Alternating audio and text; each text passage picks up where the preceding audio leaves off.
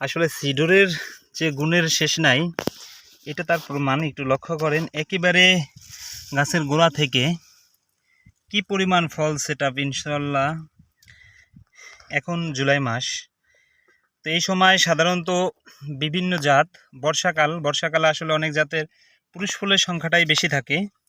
সে জায়গাটায় আমরা মনে করি যে সিডর আপনার একমাত্র ভরসা। ইনশাল্লাহ এই সময়টায় সিডর চাষ করলে কৃষক প্রতারিত হবে না। এই যে আমরা একটু যদি লক্ষ্য করি প্রত্যেকটা গাছ থেকে, আসলে ভিডিওটা দেখেন, দেখলে বুঝতে পারবেন প্রত্যেকটা গাছে ফলগুলো ঝুলে আসছে অলরেডি, মানে গোড়া থেকে ফল। কারণ এখন তো সবে গাছের শুরু। এই দেখেন, তো আমরা একটু জিনিস আপনাদেরকে একটু গুনে দেখাবো। আজকে দ্বিতীয় হারভেস্ট, এই জায়গা থেকে কয়টা ফল কাটতে পারবে।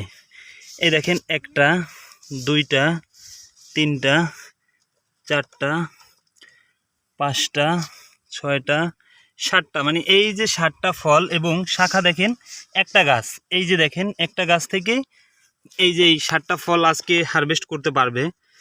তো আর কি বলবো, দেখেন 7টা ফল মানে প্রায় আপনার 2 কেজি ফল একটা গাছে। ইভেন এই যে দেখেন এইখানটায় আরও মনে হচ্ছে বেশি হবে।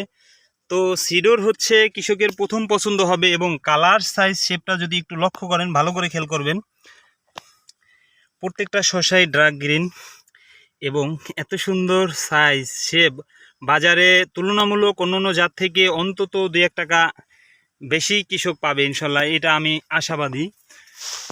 তো দেখেন এই যে আমরা দেখতেছি ইনশাল্লাহ আল্লাহর রহমতে সিডর একটা খুবই চমৎকার একটি জাত, যেটা কৃষকের মানে পছন্দের তালিকার শীর্ষে হবে, এটা আমরা বিশ্বাস করি। তো আপনারা নির্দ্বিধায় সিডরটা চাষ করতে পারেন। এটা অক্টোবর থেকে মানে জানুয়ারি থেকে অক্টোবর মাস পর্যন্ত চাষ করতে পারবেন ইনশাল্লাহ। তো ধন্যবাদ, ভালো থাকবেন।